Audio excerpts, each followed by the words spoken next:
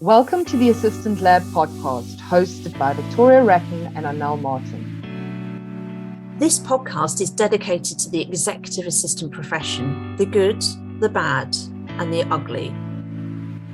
We've created this podcast for the outliers, the linchpins, the assistants who are serious about their careers. This is a podcast for those who are preparing for the future today. This is a space for no-nonsense content, benchmarking and tracking industry and world trends, as well as interesting interviews with exceptionally inspirational people. The goal here is to stimulate new ways of thinking and being in this profession. So, on with the show. It's great to be back with the next episode of the Assistant Lab. Now, we have taken another little mini break in between this episode and the last, and that is because we got a lot of feedback and private messages, emails and comments about our last interview, which was with Jess from the assistant room. We're delighted that it's struck a chord with so many people. We knew that we had touched upon some very controversial points as far as the rest of the industry was concerned, but we really did feel that these things needed to be said, and it was about time. And so we've just been sort of processing all the messages we've been receiving and the feedback. And again, thank you for those of you that got in touch about the topics that we covered. You know, Anel and I didn't set up this podcast because we were trying to make money out of sponsorship. We don't accept any sponsors on this podcast. We just wanted a safe space for us to be able to talk about the things that the industry's never really allowed us to talk about. And we always say to our speakers and everybody that we interview, you can say what the hell you want, frankly. And so today's guest is an absolutely incredible person.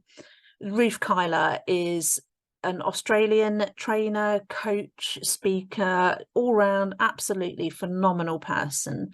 And again, we touch upon some of the topics that we covered in the last episode, and we also get Ruth's perspective of this. She has had a sensational career background. What I really admire about her is the shrewdness and how strategic she's been with the moves she's made in her career and setting up a business. And frankly, there's some sound nuggets in this episode for sure that every single EA needs to hear.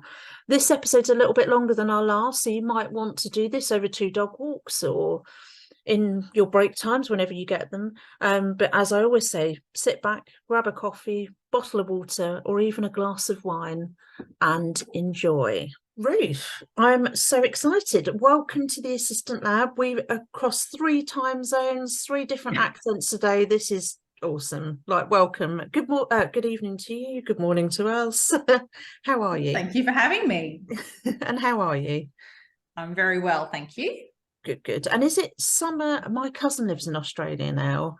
She moved there a couple of years ago and she said she's never coming back here. But the weather's like, it's summer. Is it summer now in Australia? Heading into End of spring. End of spring, starting to be summer, so it's springtime. It's like all the seasons in one week, every day. Yeah. Well, I'm jealous right about now because Ruth, you did live in the UK, and I know you'll probably talk a little bit about that. But it's winter here, and we had a storm, and part of my roof blew off yesterday. So, oh my goodness. Yeah. No flooding or anything. We're fine, but it's situation normal here. A storm every week in the UK, as they say. Okay, right. We like to go kind of back to teenage years, find out what you were thinking, Ruth. Did you want to be an astronaut? What did you want to do? What were you thinking career-wise? I did have in my head to be a secretary at a very young age, but I did think about other professions as well. Yeah, I was about 12 when when it became noticeable to me as a profession, and I was like, oh, quite. But I did think about, I wanted to be a police officer for a short time as well. I think I did at some stage as well. I think all kids. Yeah. Well, I've got to say that the first memory I have of thinking what I want to be for a living, I was probably 6, and I saw the big shop dolls, and I wanted to dress the big shop dolls. Now, Vic, you'll know what my fashion sense is like. Heaven forbid I should ever dress shop dolls. So good thing that didn't pan out. So what was going on with teenage Ruth then? What were you thinking? Oh my goodness. I grew up in a small country town south of Sydney in Australia.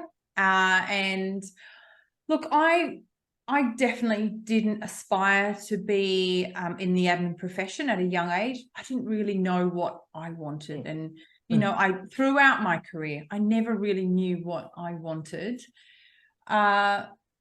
But my father was an entrepreneur, serial entrepreneur. Yeah.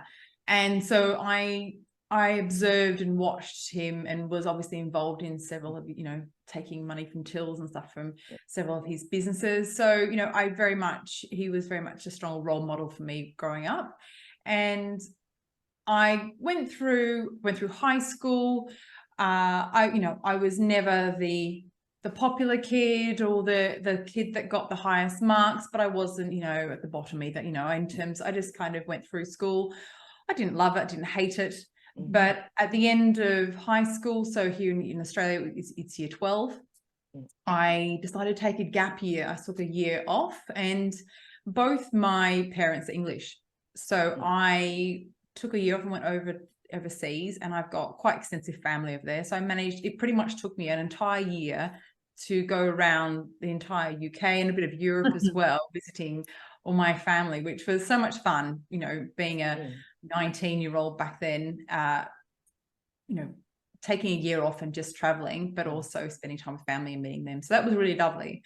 Prior to taking the gap year, I had secured a spot at university. It was a business management degree in tourism and hospitality. So I took that gap year off, and when I came back, went to university from there. So I went into a business degree or business management degree in tourism. It was kind of what I was like, you know, I'll go into that. That will be a good general, you know, degree to go into. I don't know if that's something I want to do forever, or, you know, that I'll end up doing at the end. It was kind of an interest thing rather than that's my life passion. So that's how essentially, I mean, I was never the naughty kid and growing up, but I was always interested in watching people, and people have been a significant role in my life, whether it's my parents tell me the story, especially my father, that when I was a child, they would frequently lose me in the crowd. And it wasn't because I had run off or walked off. It was because I had just stood still. I hadn't walked with them. And my dad used to say, well, if I just retrace my steps, I would always find you in the spot I used to be standing, you know, a couple of 100 meters back. And I would always he'd find me standing there, staring at people, watching people, captivated and mesmerized by people, movement, conversations. So this story now resonates into what I do now. Is incredible. Watching people, listening to people every day is that. So that story, to this day, makes such an impact in terms of the person I am today. Absolutely. Foundation. So that was in terms of the junior Ruth, my story. And from university, it was a 3-year degree, and the last kind of 6 months of the degree was internship. And I had such a fabulous time in the UK. You know, the years prior, I was like, I'm going to go back. And I did. I took off, and I said to Mum and Dad, I'll be back in 2 years. Poor things. It was 8 years, not 2 years. I was 8 years living in the UK. I absolutely loved it. And without doubt, one of the best decisions of my life in terms of personal growth. And, you know, you really mature as an individual when you start to travel, especially living by yourself in a foreign country, and, you know, and making a new life for yourself and starting a new career, essentially. So I loved it. I really loved it. And I was working at the time, I was working in a reservation sales role for Intercontinental Hotels Group. So Intercontinental on Park Lane. It was an amazing role. It was fantastic, really big eye opener. And about a year and a half into that role, I was, 19, 20, and I remember someone coming to me and they're like, "Oh, Ruth, the hotel's half of it's shutting down for renovation. Your role's going to be made redundant." And I remember thinking to myself, "What's that?" I was totally new to the employment space. And they said, no, we're just going to pay you a bit of money and you'll be losing your role. And I was like, how much money? And this is, being a 20-year-old, I remember thinking, this is fantastic. So off I went and traveled around Europe for 4 months. So I thought it was fantastic. So I always joke about my career pretty much started with a role being made redundant and ended with my role being made redundant, which is quite a story, nice way to tie it up. Yeah. Yeah. That is such a fabulous story. I love it. Yeah, so I loved it. And that's that then brings me beautifully back to after 4 months of travel around Europe, came back to London and thought, what next? And that was the beginning of me stepping into the professional admin space from that point. So what was your first sort of admin assistant role? Well, as you say, it was in London. Yeah, well, because I had previously worked in reservation sales, I'd realised, well, I didn't have any admin space, but the reason I was wanting to go into corporate is that I was working in hotels, which can be a lot of shift work all over the place. And I was like, you know what, I want something more 9 to 5 structured. I mean, I laugh at that now. And I was like, I don't have any experience. You know what, I'm just going to go into some temp roles. Again, another fantastic decision I made in my career, because I was able to go from a switchboard operating role then into a receptionist role, and within 6 months of stepping into the professional admin space, went into EA to CEO role, which was frightening. And I backed myself, and I was definitely very overwhelmed in that role, and it was sink or swim.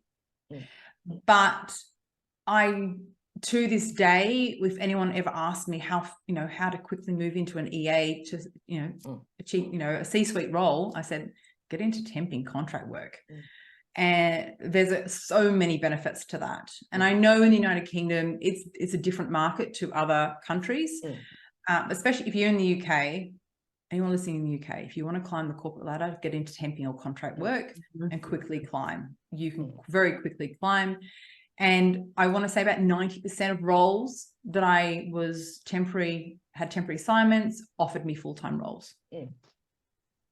So I know the market now, industry is changing, the changing times at the moment, but it was a very smart decision on my behalf without realizing it. Until I was in it. So I went into an EA to CEO role after many different contracting roles. I was working for a large international accounting and consultancy network, RSM International, and I worked for that organization for 6 years. And I was also supporting the international board. This was an amazing role, and I learned so much from that executive. And to this day, it's one of the most notable partnerships I had, purely because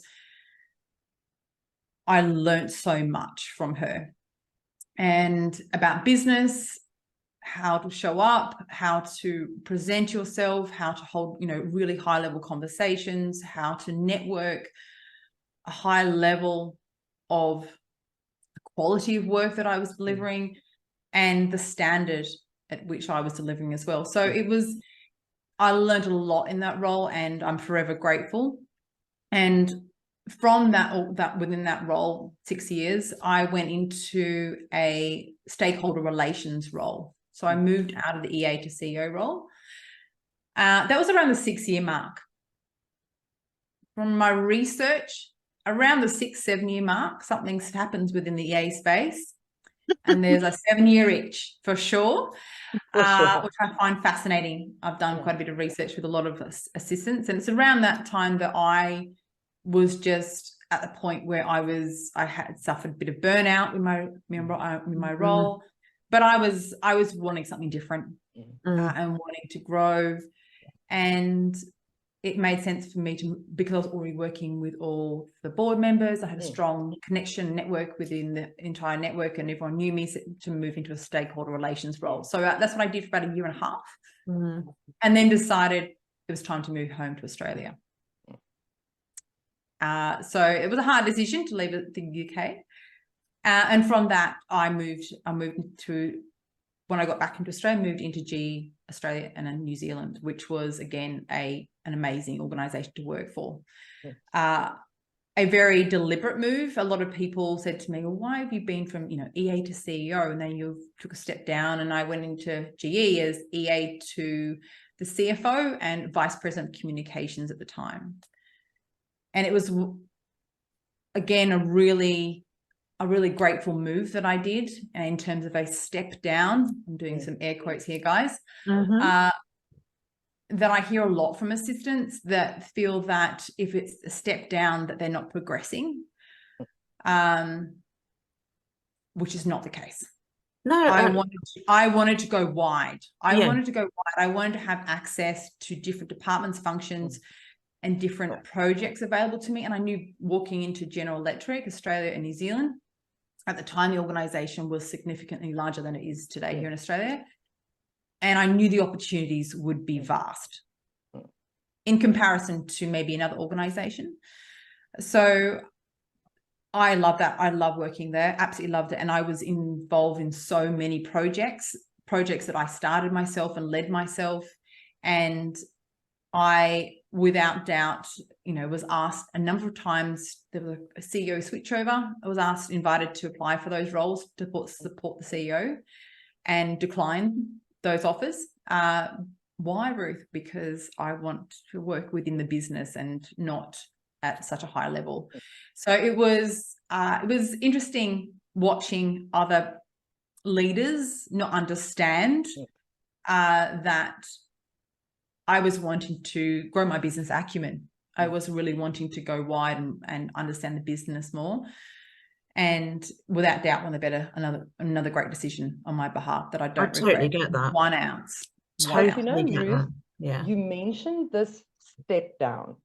I had a similar experience in my life where I was working for very senior management in an organization of 20,000 people. When I was reassigned into a different business unit, I took a job. I could have worked for the chairman of the board, or I could have worked for a group executive.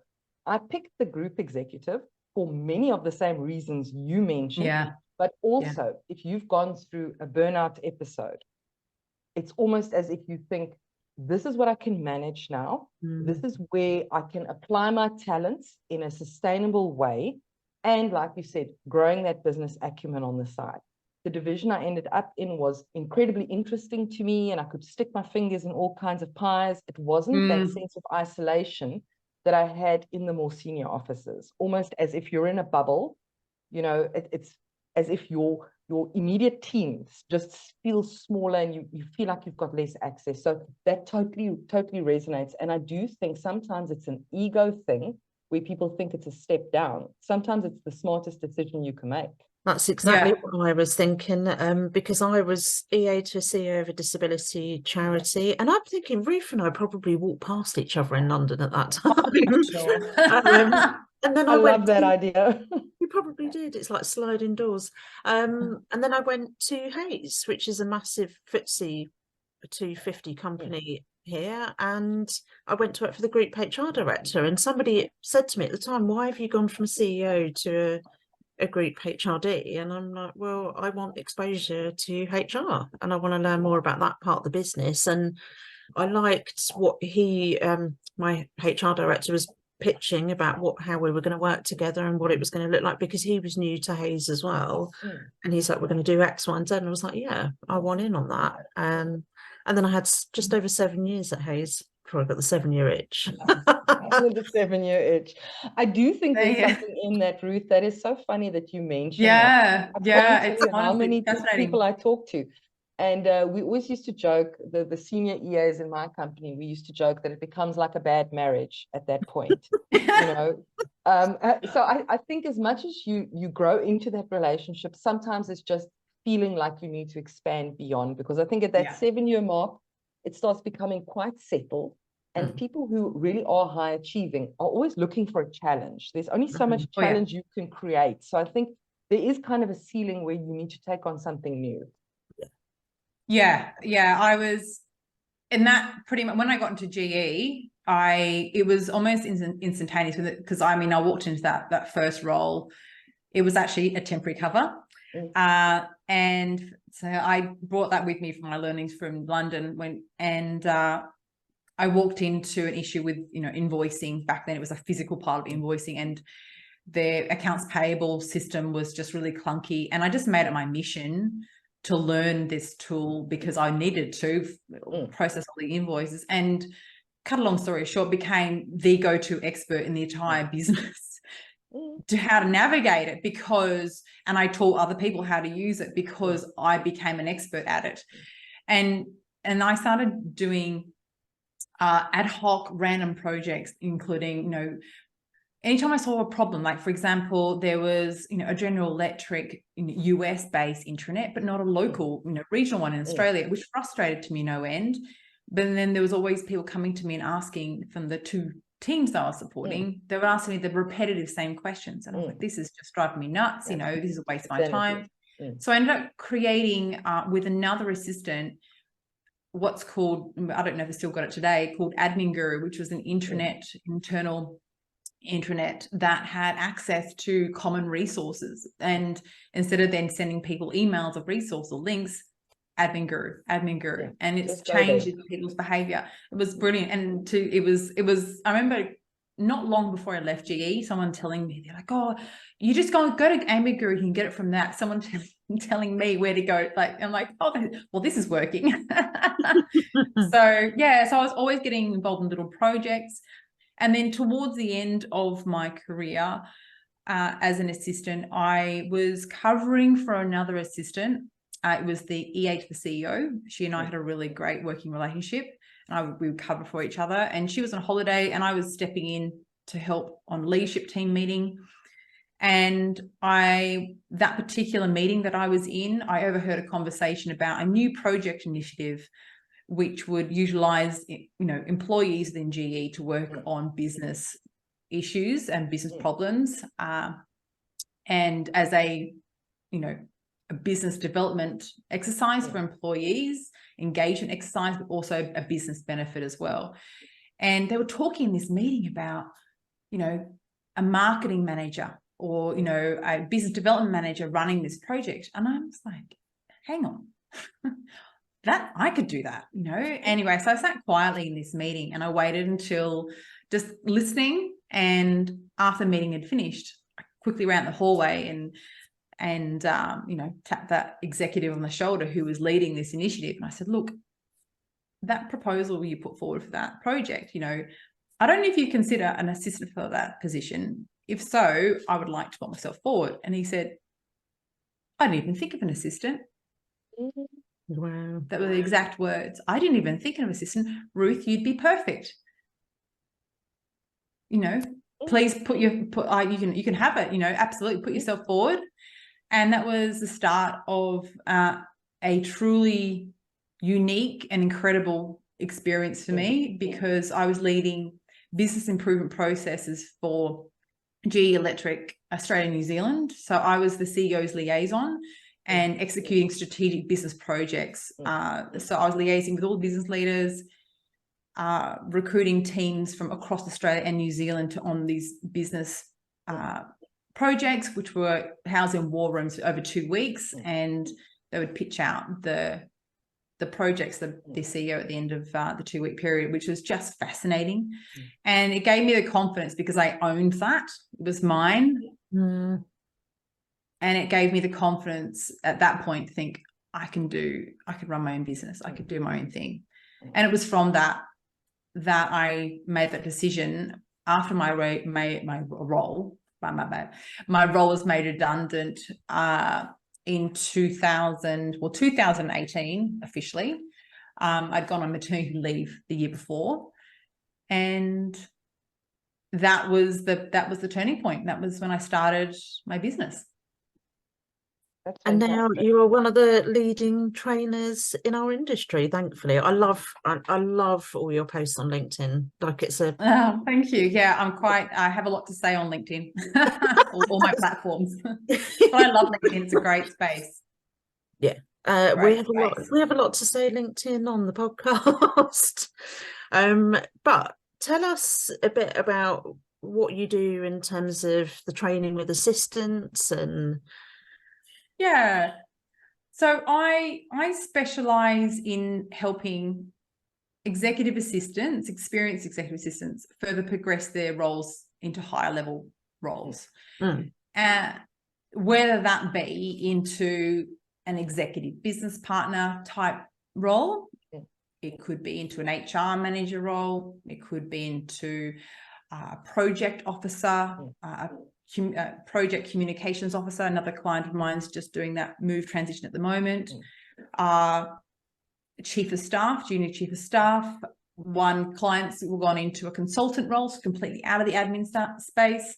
Another client starting up a yoga studio. Another client's moving into an executive coaching role. So the clients that I work with, there's not one career path. And I hope by me rattling off those titles there, I can help everyone listening that there's more to your career progression than a potential chief of staff role. There's nothing wrong with the chief of staff role. It is a very different role than an EA role. But there are so many different options out there.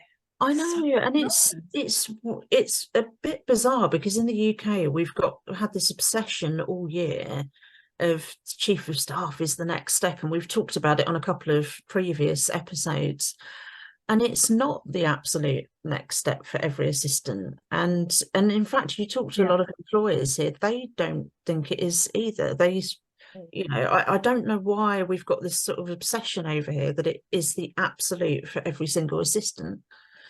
Yeah, I think there's a lot of, especially a lot of Silicon Valley, US-based, organizations have adopted the kind of chief of staff roles, which are, kind of like a hybrid between an EA and a true chief of staff role.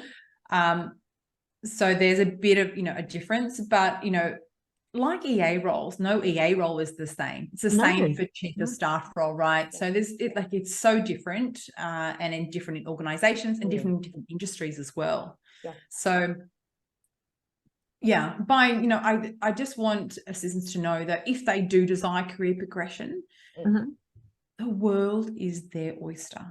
And I think I shared a post on LinkedIn recently that, I am there are executive assistants out there that I want to be executive assistants for life. It is a career for life. And that is amazing. And I always say to assistants, if you want to be you love your role, you love what you do it for life and do it well, because the world needs fantastic assistants. But if you are equally an assistant that does desire something more, you want further career progression, that is also okay. And there's so much out there for you. So I think there needs to be an increased narrative that you can do either, and there's nothing wrong with either. And there's nothing wrong. Ruth, I couldn't agree more. And I do think you talk about transferable skills. There are so many directions that assistants can go in. I mean, one day, one of my executives said to me, I want you to lead this project. And I thought, our first initial response is, oh my goodness, me. And then she explained to me, but you are already managing everything in my office. You're managing everything end to end. You already speak to people in different levels of the organization. You already get production from people without positional power. She's like, you were built for this. You've got the experience for this. But assistants kind of, I think, if you're one of those people who looks at the next challenge and says, I want to break out into something else, just know that you've got an assembly of usable tools, transferable skills, things that will stand you in good stead. I always encourage assistants, have a specialization, above what you do as an assistant, have something, a party piece, have something that you really lean into, whether it's in your comms team, in your HR team. Pick up those little projects, start getting involved. If you're looking for progression, you did a beautiful thing. I put my hand up and I said, can I do it? And you got that opportunity because you were brave enough to step up and ask. I think a lot of people sit back and wait for an opportunity, and others make opportunities. So just know that you've got that skill set, lean into it, prepare yourself for the next step. And, it's so lovely to hear that you've got people transitioning into all kinds of spheres. Oh, yeah, it's fantastic. And quite fascinating, actually. One of my clients, she works for Google in the US, and I've been working with her one-to-one, and she came to me and said, Ruth, I want chief of staff. And I'm like, okay, like very defiant. And I do a lot of clarity work, exploration work with clients, both in my one-to-one and group programs, and helping to get a lot more clarity around what it is they actually enjoy doing. Because a title, yes, some people it's really significant importance, others it's not so much. But strip the title away for a moment, what is it we actually enjoy working on day to day? Because that is what's going to light you up each day and make you open your laptop from home or go into the office each day. And so we did a bit of exploration work, and some stuff came up through that exercise that I, hadn't been mentioned before. And she said, oh, that's interesting, about coaching people and teaching people. Anyway, I didn't press her on that, but a couple months into our working relationship, she said, Ruth, it's come really clear now. I want to, not the chief of staff, I want to go into executive coaching. And so we've pivoted, which is obviously something I've done and walked the path myself. So I'm now helping her start her coaching business. So, what that looks like, transitioning away from corporate. So it's, really, really exciting to work with her on that. Really exciting. And she's got huge potential. So it's made me think. Before the pandemic, one of EPAA's members said, Vic, I'm not renewing my membership. I was too frightened to tell you, but I'm stepping out of the PA role. And it made me have a big, I said, oh, well, congratulations, I'm over the moon. She was going into HR, and I was really happy for her.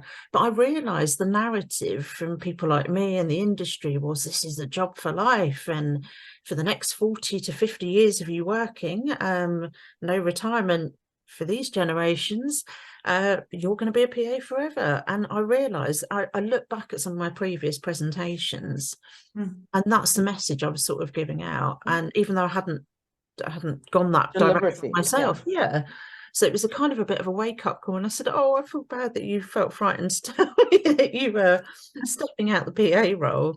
But it's happening so much now. And this is why, we're running this virtual panel next week on former assistants and what they've gone on to do. And that's what I want EPAA to be there for assistants in the UK for as long as they're in the profession. And that might be a year, that might be 10 years, but it's probably not going to be for 40, 50 years.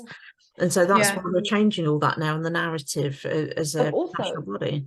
Vic, the narrative has changed globally about careers. People don't stay with a company for 30 years and get their gold watch. You will, I think the current research is you'll have like 4 careers in your lifetime. So we also need to, as an industry, embrace that people will come and go. And I always say to people, consider an EA role if you're really serious about business.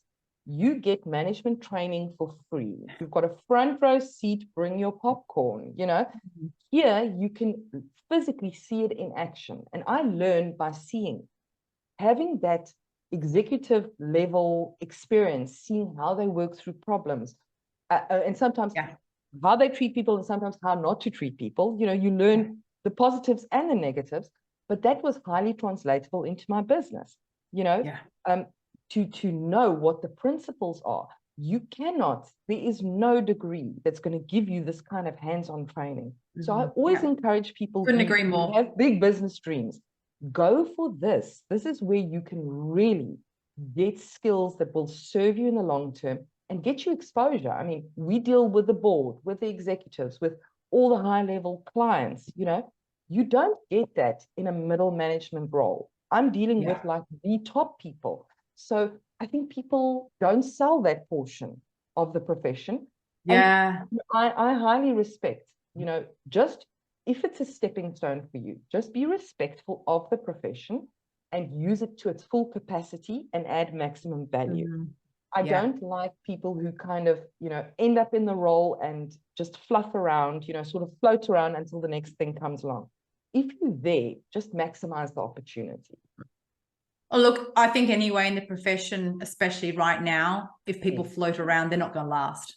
Exactly. Yeah, and you're not going to last in a role anyway.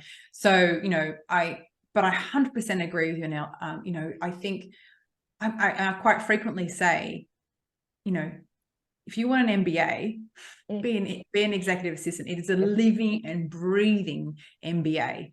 It's just how you need to be able to utilize it and see it through that lens and be able to utilize the conversations, the exposure to opportunities within that that role.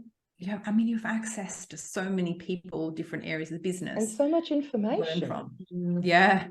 Which leads nicely on to, and in fact, we probably should go into this now, about the L&D side of our industry, which I know we're all passionate about. And we caused a bit of controversy on one of our recent episodes because Anel has coined the term of the year, wash, rinse and repeat. I just love it so much. I don't love that that's happening in our industry, but it just summed it up really nicely. But do you think, like, what we're talking about now and hearing from you both, because there's a big lack of confidence in a lot of assistants at the moment, not getting the stretch, do you think some of the L&D in our industry is perhaps holding people back? And I mean, how do you put it, that kind of lack of growth mindset, but it's tied in with confidence, and it just feels quite icky at the moment to me. Yeah, I actually, before I come to this podcast, I posted a message to my private clients to ask for their insights, and it was, I mean, I have my opinions about it, but I wanted to just hear from them in terms of their words, which completely echoed mine. They feel that, and this is, I guess, why what I do has been so well received, is that there is no coaching, training, formalized training, or very little in that middle ground for assistants. If they don't want to be in the executive assistant role, then how and where do they go from there, and how can they get that support? There is, you know, easily a sign off for L&D when you're an assistant, but when there's that middle ground, you know, want to progress into another role, there's not this understanding isn't there, and there's not enough resources there, you know, in all different areas. So, and there's also, to your point as well, people don't understand that assistants or how to develop them, and what they don't understand. They want to progress, and okay, but what do you want to do? What does that look like? And of course, executive assistants don't know what options are open to them. There's just this big, vast nothing gaping with executives, and HR leaders don't know how to development, and assistants don't know what their options are. So there's this big gaping big hole, which, you know, obviously is very frustrating, frustrating. So I think we need to do more in that space. Absolutely. You know, I think, I mean, I would get people reaching out to me on LinkedIn pretty much daily saying, you know, I didn't know someone like you existed to help people like us do that, you know, make this transition. You know, I've been, you know, banging my head against the wall. I don't know what to do. I've got degrees, I've got an MBA, I've done this course, I've got this certification, I've got a list, the long, length of my arm, of all these qualifications, and nothing has budged. No one knows what to do with me. I don't know what, where I need to go. Highly educated, very intelligent, smart business professionals that have extreme potential to do tremendous things in business and are highly passionate about the businesses they work for. So passionate, like it just blows my mind, like that management is not even seeing right under their noses a truly highly engaged, passionate business professional right then and there that is going to help support and drive their business forward, and is quite happy to move into any role that is open to them.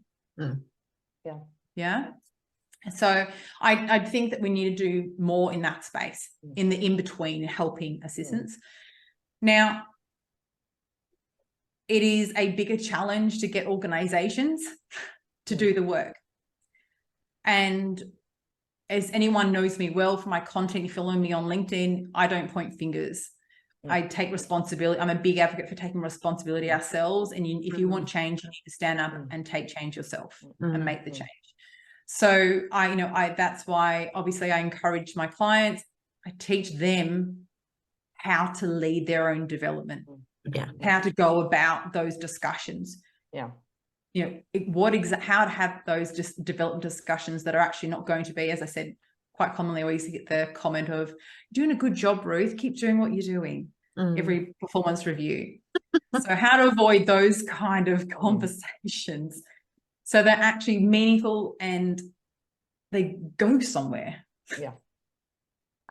So I'm very passionate about filling that gap, and I think that we need to do better there. And I think we also need to be really, I don't know why we're not talking about this, and that is more in the industry, is that we have an aging population of leaders. And I'm getting increasing comments from assistants that my executive doesn't know how to use an assistant. They say they don't need an assistant. They don't want an assistant. And it's not that they don't need or want an assistant, it's that they don't know how to use an assistant. And I think with the aging population, that, the new generation of leaders coming through, they're more tech savvy. They know how to quickly, sort out tech themselves. They know how to manage their emails, where the older generation would rely very heavily on their assistants for their tech. So I think there needs to be more on how to really help assistants and executives to form different partnerships going forward. Absolutely. And how to work powerfully together going forward in a different world, right? Ruth, I think the something that resonated so much with me from what you were saying, I've worked for one of those younger managers, and we had this exact discussion. I don't need you. You've been assigned to me. And, I kind of gave it a little while, sucked it all out, and then found where I could add value. What could I take off her plate? How could I make the time that she's got available that she can really work in her zone of genius? And suddenly she was like, okay, now I get it. But I assumed that she didn't want me because she knows what I do. She didn't know what I can do. And working with those managers, you can actually create that job, but you've got to teach them, and you've got to also involve yourself where you can see them getting into the weeds. You've got to say, listen, this is an Anel thing. This is not a you thing. I can manage this for you. You can focus on something else. So there's a level of assertiveness that also comes into it. And I often said to her, I am like an external hard drive. Whatever's in your head, let's reduce the load. Let's spread the load. That the mental pressure, the running the to-do lists, the following up with a team, that managing on your behalf, because they spend so much time in meetings. And that's where I found that was where the value was. But for each person, you said a very true thing. You're going to have to look at what's in your environment and maximize on what you see there. But I always look at people like that as a huge challenge and an exciting challenge, because you can make that role your own. They don't have very predefined ideas of what you should be doing. If you can add value somewhere, they open that door for you. And if they don't open that door for you, ask yourself if you're in the right place. 100%. Yeah. I quite frequently, very frequently hear of assistants that are unhappy with their roles, and they're not they're being mistreated or spoken to, they're not happy. I know times are challenging at the moment in the workforce, but, get out there and have a look what else is out there. And to your earlier point, Anel, about niching, one of the two areas that I really think that assistants, I suggest anyone listening, if you're wanting to, focus in your development going forward, and that is, and I don't think enough of, especially virtual assistants, is niching and looking at, really, if you enjoy, for example, if you enjoy media, if that's your thing, your industry, really focusing on roles in that industry. And secondly, communicating, so learning how to really sell and market your value. And the power of niching and then communicating your value effectively of your experience and skill set in that industry, it makes you a formidable force. Absolutely. Absolutely. I have had 2 clients recently, just one last week. She has doubled her salary. She has just gone into about a strategic business partner equivalent role from an EA role. And but the money wasn't a focus. She was really passionate about that industry, really passionate about that role. And she had fantastic experience. We worked on, how she articulated that value and how she, in written and spoken form. So when she went into that interview, coupled with her passion for that industry, excitement, it was a no-brainer to hire her. Like no-brainer at all. And her ideas and how to work in partnership with the executive, it's a match made in heaven. So, and it's another client, because the same things happened as well. Passion for the role, excitement for that industry, coupled with, a really clearly communicated value, is really, really formidable. So, and sorry, Ruth, I okay. just keep coming back to a common thread that keeps popping up in my head. Is I think a lot of the struggle, a lot of the challenge is, if assistants tend to be these exceptional generalists, I can do everything that I put my hands on. So do you find that it's harder for them to zone in and focus on, or pick a focus area? Because I know that from my own career, I'm interested in everything, and I'll putter around with everything, and everything is figure outable. So getting to that niche, getting to that narrow focus where you can really make an impact. Have you found that with your clients, that's the journey? Once that clicks into place, a lot of other dominoes fall. Yeah. So what I do, the exercise in terms of clarity with my clients, we pull out a lot of stuff from their past. And I'll give you my past example. And I did this exercise myself and found it really, really powerful. And that was kind of brainstorming my past careers and brainstorming things that would just really lit my soul, in terms of really excited me. And things that came up, like, for example, I was doing executive assistant conference speaking for 6 years throughout my career. And I just knew that was something that I should keep doing. And I enjoyed it. I didn't know what would become of it, if anything. I just followed that through.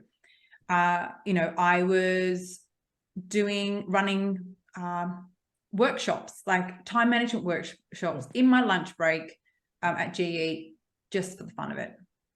Like, so coaching and teaching people things that were just so obvious. If you look, that I just looked back on things that really I enjoyed, just fit perfectly into what I do now. The pattern. It's ridiculous. But there is a pattern. And, I think when you take the time to really think about what makes you happy. I mean, and also the intentionality. You know, a couple of years ago, I said to my husband, one day, I will travel the world. And working on my EA salary in South Africa, he said to me, how on earth are you going to do that? And hey presto, 2 years later, I was on a plane every 2 months to a different country. And he said to me, you are scary when you say, this is what I'm going to do. I think that intentionality, when you make a decision, it's not a, you know, one of those fluffy goals you set for the future where it's an intention and you say, this is what I'm going to do.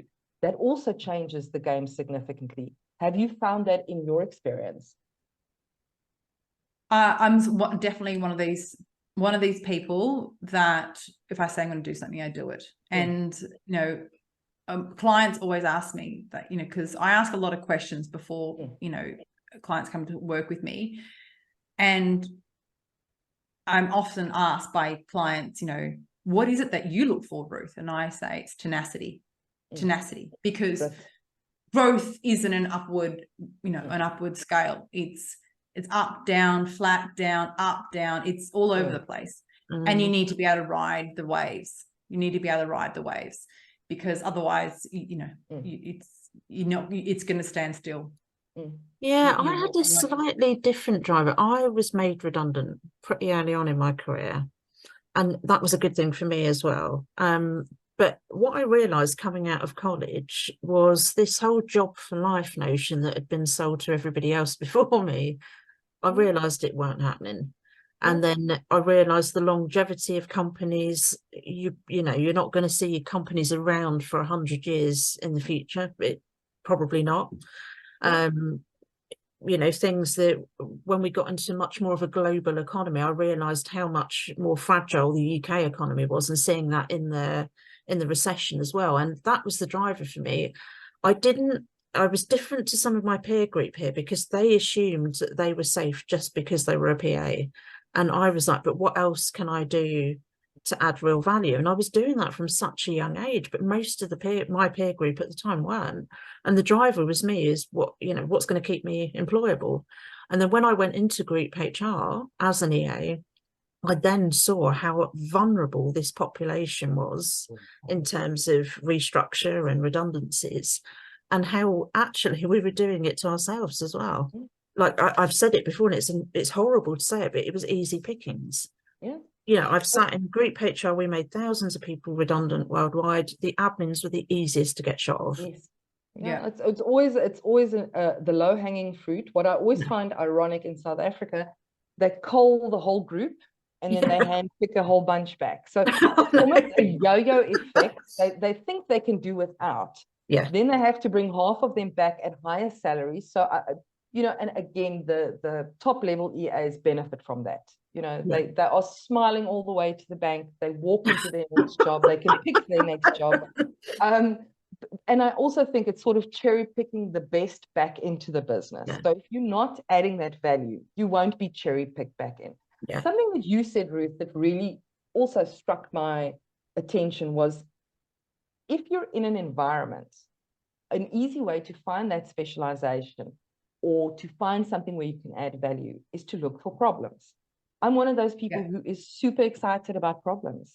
And I know this is like so counterintuitive, but the second I see a problem, I firmly believe there must be a solution. And I see that as an opportunity, not as a problem. So I think if we are, as assistants, part of the job scope is that you are a master level problem solver. You should be seeking out bigger problems. When you see that there's a consistent pattern, go and look for the root cause. Get involved, because I think that's a very easy way to find your niche. Just being curious, getting involved, putting up your hand. Yeah, I look, and I would go once above and say again, and saying, having a look at what's a priority in the business right now. Because, you know, if, you know, so for example, the filing is a complete mess. You know, if you redo the filing, it's going to be absolutely appreciated. You're absolutely going to get a pat on the back. Everyone's going to be loving you. But is it business critical at the moment? It might not be in this quarter, right? So they're probably not going to get the recognition that it deserves. So it's about working smart, not hard. Yeah. So positioning yourself and how you deliver that value, is it aligned with what the business is trying to achieve?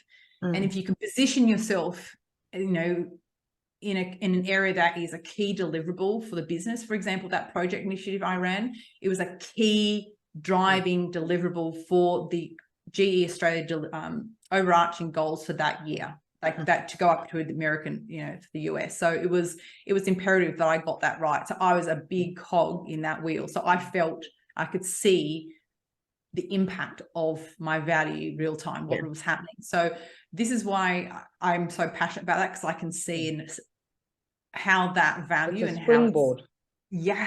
And how positioning in the right way and can really be very, very impactful. Ruth, I always say to people, there's a couple of cliches in our profession. And a cliche becomes a cliche because it's true. We do need to be strategic. We do still have operational things to do. Somewhere in the middle is what I'd like to talk about, being completely tactical, knowing what to do and getting the operational things done, but integrating those, because we always talk about the strategic as if it's standing completely on its own. As if the operational stuff, and what you're talking about now is looking at that whole thing, understanding the strategy, understanding your own personal strategy. What am I trying to achieve?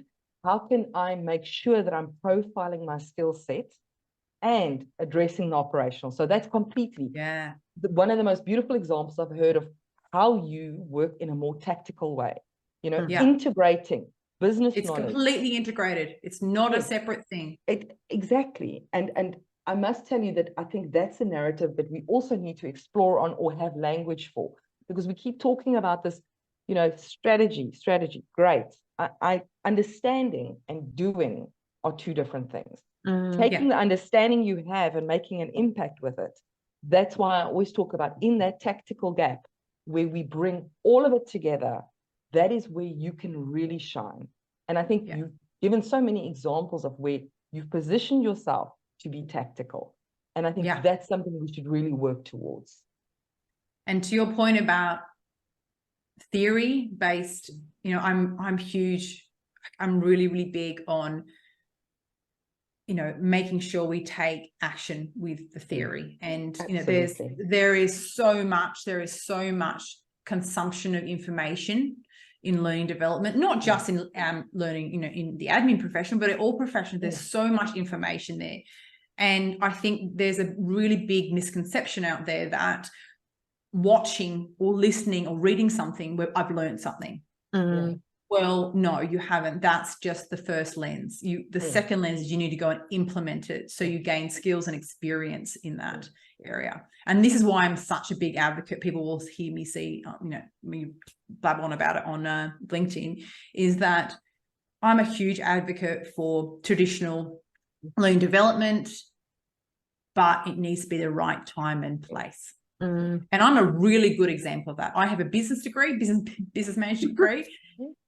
Great. I didn't use jack of that. Until now. However, I've forgotten it all. Why? Because I didn't implement what I had learned and at the same time. Now, I have clients at the moment who have gone into HR roles and now they are studying HR.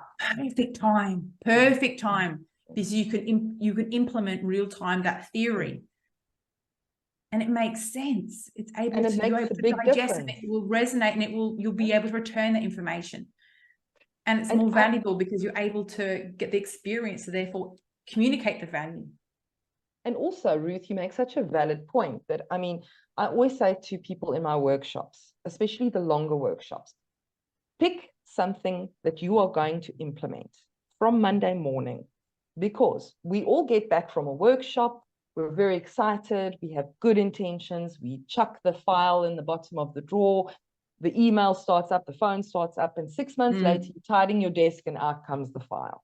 So if you've got the intention, if you've learned something valuable from that webinar, from that workshop you attended, if you don't at least take one small actionable thing, you will take no action at all, and Yeah. you will not embed that learning. So I think that is also something, and I think people are in this constant consumption mode, but consumption, you've got the information, but you don't have knowledge, you don't have skill until it starts going through that practical filter where you physically work with it. Yeah.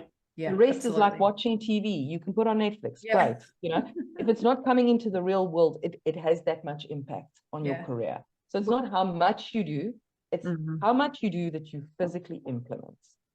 Absolutely.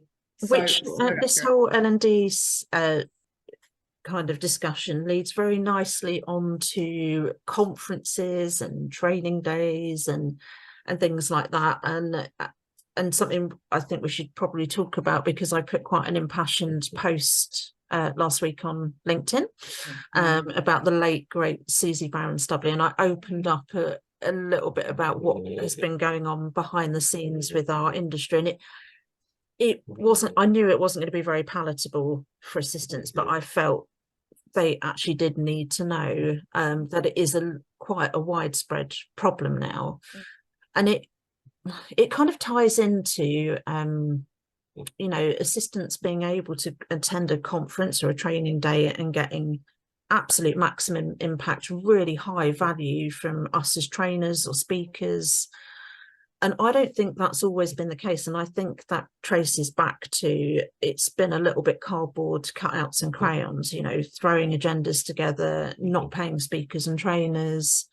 And I think if we can build a more ethical industry in terms of, in that respect, I think it will help us all. It will help assistants. Assistants will go to a conference and know they're getting the best level content. When I'm asked to do something for free, I'm not going to give you my top content. I'm not.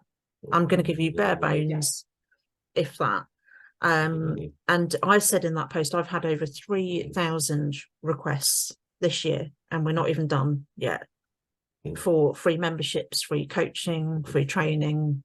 And I know some of that is lack of confidence. They can't, you know, there are some assistants, I can't get any budget, my boss doesn't value me, my company, I can't afford it myself, you know, we've got a cost of living crisis. But this has actually been going on for years, some of this stuff, and so I wanted to touch on it. I think, you know, also in Susie's memory as well, but to make sure that we build this really from every angle, a robust and strong profession and industry, and that we're all valued, not just assistants, but the expertise we've got as well, and that we're giving out. And I put, like Susie, I do apportion some of my expertise for free, and that goes to genuinely disadvantaged people now. You know, people who really, I know that they're at absolute rock bottom and there's nowhere to go for them. And yeah, I've had a lot of private messages over the last week, as well as a big response to the post as well. But I know it's an icky subject to bring up, but I felt we have to bring it up now. Yeah, look, I know for a lot of assistants, conferences are really pretty much the only L&D that they attend each year, and there are some phenomenal conferences out there, and you know, I've spoken at many, and a lot of them in Australia here and also internationally as well, both physical but also in person, but also virtual as well. So there are some fantastic conferences out there. My encouragement to assistants who do attend conferences is, one, look at what you want out of a learning development experience, and ask yourself, you know, what is it that you want out of it, and does that conference, is it going to help benefit you, or are you just attending this conference because all your colleagues or friends are attending this?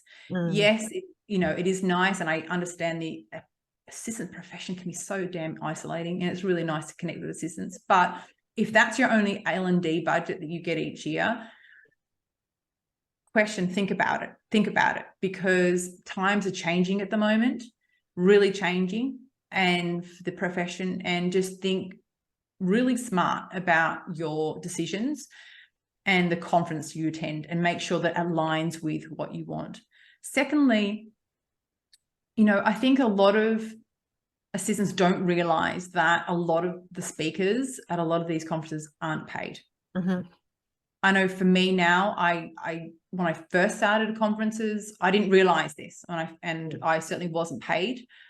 But now for a number of years now, if you see me speaking at an event, I'm a paid speaker, or there's an appropriate, there's an appropriate agreement there, alternative agreement. And there are conferencing organisations out there like yourself, Victoria, that, it's front and centre in terms of investing in their speakers, and it is due to really careful curation of your the program, that you genuinely care about what content people are coming to listen to, and the speakers are going to be impactful, and the audience is going to get value. Absolutely. Now, I understand, many assistants are like myself. I started that as a public speaking exercise, and I just loved it. It was really great. But I think from that organizations really need to provide assistance, even if they are, they're coming free of charge, to provide a suitable alternative in terms of, if it's not monetary, something else to show appreciation and recognition for that assistant sharing their IP. Yeah. And, Ruth, I think there's another layer to this as well. I don't mind coming in to speak to your PA forum. But if you are a massive international or national company with budget, the fact that I'm now being approached and the expectation is that I should do it for free means one of two things to me. You don't have the confidence to go and ask for budgets, okay? But the alternative is you don't respect me enough to go and ask for the budget. So, and what horrifies me is that I know certain PA forum leaders teaching other PA forums how to get speakers for free. So this is not only something that's happening with conferences, and I think that's something that also needs to be addressed. The time that you invest, I seriously, when I prepare for an event, I really do my homework. I invest that time. I try to give you maximum value. But just that I have noticed that there's now this business model that's spreading. Why should we pay for people to come and give us quality if we can just get everything for free? Which, much like you, Ruth, I've now started pushing back and saying certain things I cannot give you for free.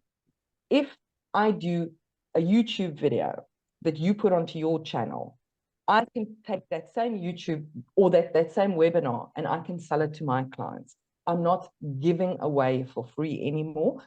And like Vic also said, there are always exceptions where you really can help somebody and you really can move the needle. But there is also this devaluation of the skill sets that trainers and coaches and you bring to the table. So I think that also needs to be addressed in a wider sense. I can give you a good story here. So this was before the pandemic. I spoke at a trade show right here, and it was like an hour session. And one of the PAs said to me afterwards, well, I enjoyed it, but you could have given us a lot more. And I said to her, you do realise that I'm here free of charge, and this trade show hasn't even paid my travel. And she was like, what? And I said, no, we have to apply to even speak here. We have to apply and we don't get our travel paid for, because apparently I'm lucky to be here. And she was like, I didn't realise. And I was like, exposure does not pay the bills. Yes, folks. it doesn't. And I kind of, it was the anniversary of last week with Susan, and I kind of felt I'm not going to hold back from this stuff anymore, because I feel, we need assistants to value themselves. We need assistants to value the expertise and the training. And the way I work at EPAA is, frankly, we have a lot less budget. We're not for profit. We have a lot less budget than the PA networks, who are all profit making, which is fine, no problem with that. And the international conferences, they've got huge budgets and they've got sponsors as well. And so it doesn't resonate with me why, as a not-for-profit, I managed to find an honorarium for my speakers. I don't understand why they can't do that. And so the way I work with EPAA is, yes, we do offer a payment. And if it's a PA panel, we don't pay PAs because they're not professional trainers and speakers. You know, you both are. So if you're coming to speak at an EPAA event, whether that's virtual or face-to-face, this is your livelihood and this is now your career. If you're a PA getting up on stage, as I did like over 1,000 events as a PA, getting up on panels and sharing my career story. I wasn't qualified as a professional speaker or trainer or coach. I didn't have private indemnity insurance. So what I do, you know, with the panels, I cover all their expenses, travel expenses. They get a free ticket to be there at the whole day of the conference.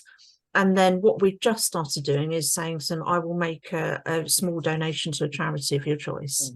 And they've all got their personal charities. And that's the way I operate. And I'm very upfront about that. But this is why I don't speak at many PA events now, because I'm so over it now. People expecting me to give up my time for free, pay my travel. Like, I'm done. I've done my bit. And, you know, I don't know if any of you feel the same way, but it kind of came to a head during COVID. You know, I had 3 years worth of bookings ahead of time, and they started falling like dominoes. And I still had people hitting me up for free stuff, where I was literally trying to survive this period with no income, no idea what happens next. And I think, to me, that was the point where I realized this had been fine in normal business, normal times. I hadn't noticed that this was a trend. I think for me, it all came to a head there. But just coming back to, I think if I could ask the assistants listening to this is what I would ask you to do. When you sign up for an L&D conference, ask the conference organizer, are your speakers paid? It's that simple, you know? And if you feel okay with paying a very high ticket price, knowing that the speakers are not paid, that's great. That's on you. But I think if you have an ethical dilemma with this, it's a very simple question. You simply ask, is the panel compensated? You know, and I think just having that awareness and having those discussions with organizers will put the spotlight back onto these people should be paid for their time. Yeah, and look, I think they should be absolutely asking that question from a quality perspective, you know, in terms of, if they, back to my point earlier, you know, if that's their only L&D investment they can make each year, you know, that's a really smart question to ask, so they know in terms of quality of content they're going to be receiving.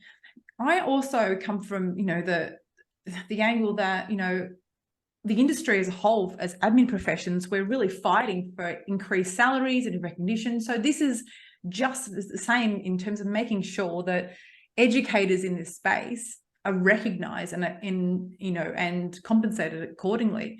And it just emphasized, we're just obviously self-feeding this if other assistants are supporting educators not being so it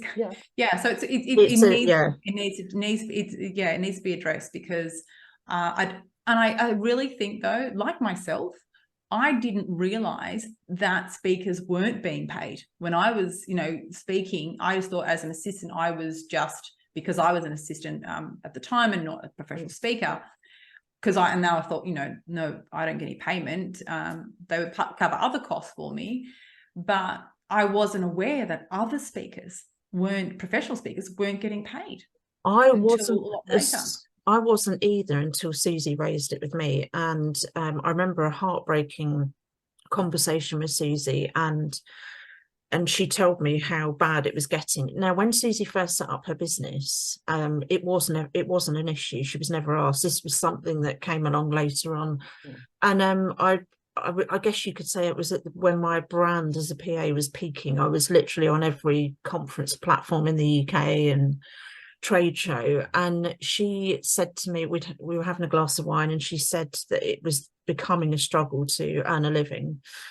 And she said, I need people like you to start charging. And I said, but I can't. Like, Hayes wouldn't let me anyway, because I was a PA sharing my story. I wasn't a professional speaker.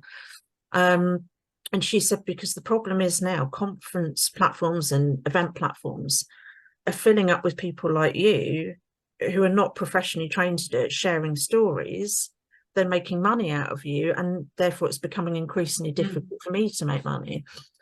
And I kind of got it, but I said to her, but I'm not, I'm just a PA sharing my story. Like I'm giving some top tips, but I'm not you. I wasn't qualified to train PAs at that. That came later on.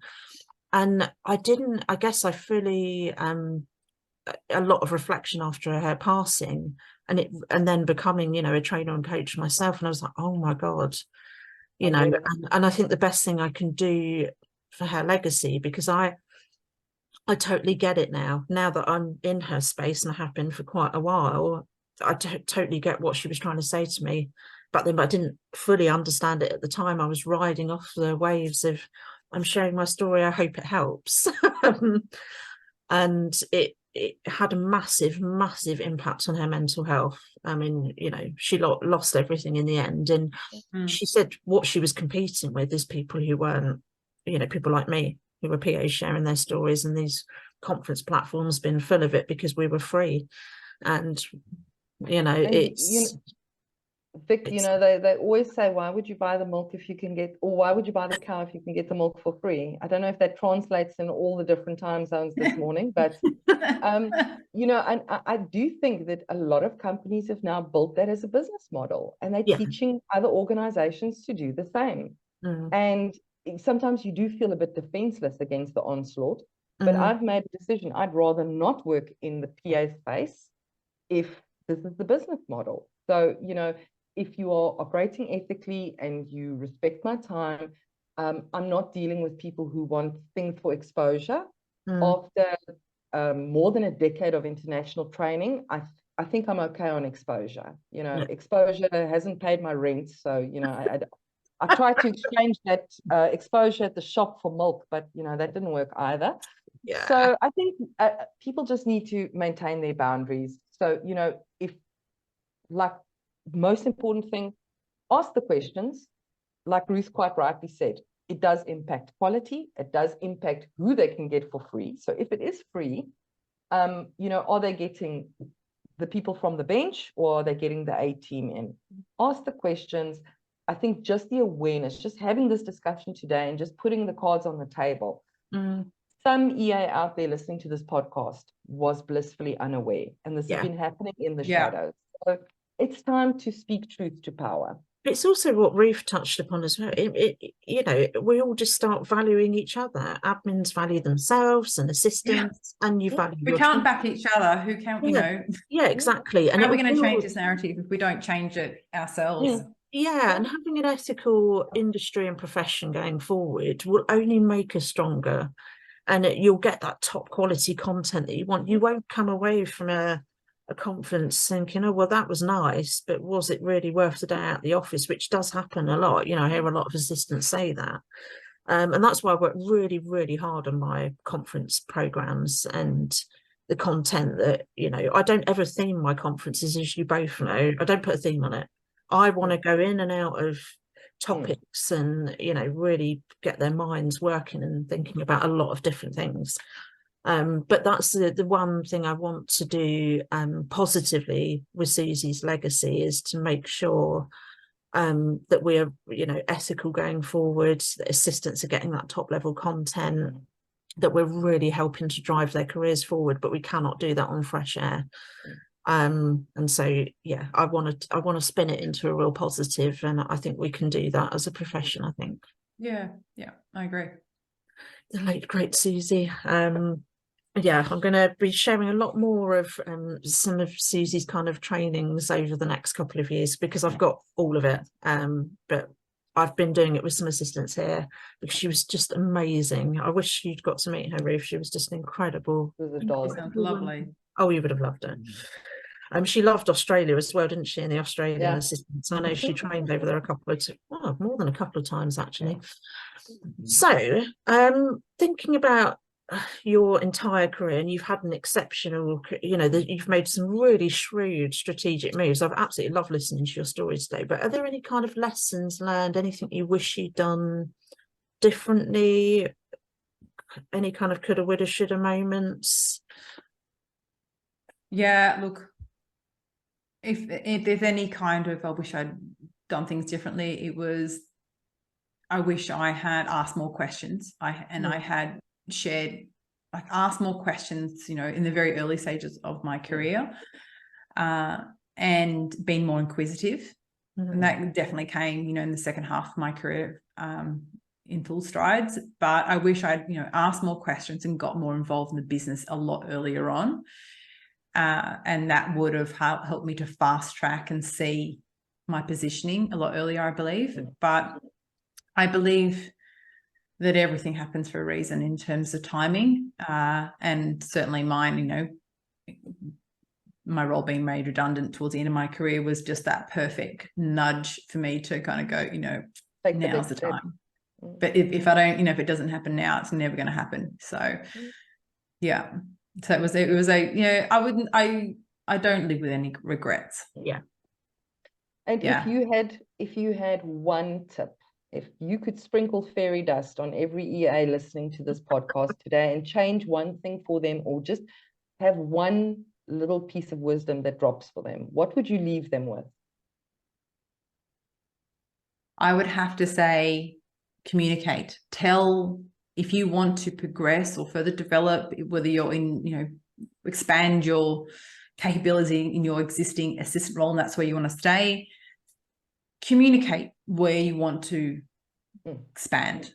If you want to progress further, communicate your desire for development. It is quite fascinating and just it shocks me every time how fast things can happen for assistants' careers when they simply have a conversation. It's quite sometimes it's as simple as having a conversation. So, you know, don't be shy in coming forward and advocating for yourself, because there's certainly no one else that's going to advocate for your career and development as much as you are. Ruth, it's absolutely amazing that you said that. I often say in workshops, you are one conversation away from better outcomes. Yeah. You are holding yourself back from that conversation. If I ask, I'm in with a 50% shot, okay? Even if they shoot me down and they say, no, I had a 50% shot. If you don't ask, your failure rate is 100%. So that really resonated with me. And if I think back on my career, things changed for me when I spoke up, when I asked the questions, when I, you know, was nosy and put my hand up or got involved, stepped out of my comfort zone, because nothing magical happens if you stay in that bubble.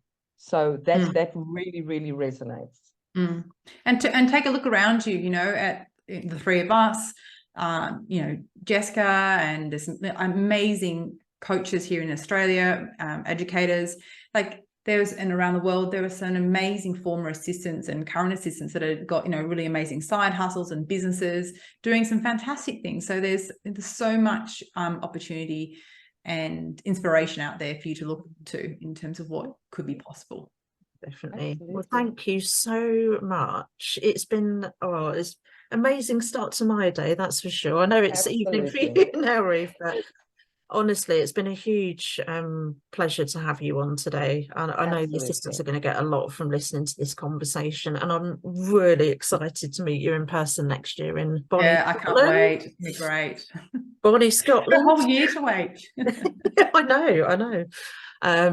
Yeah, it's going to be super exciting. I'm really looking forward to 2024. Actually, I think 2023 has been a tricky year for many reasons, cost of living, inflation, and obviously all the stuff that's going on in the world right now. So I'm not wishing the rest of the year away, or perhaps I am, but yeah, I'm really looking forward to 2024. So thank you very much. Thank you.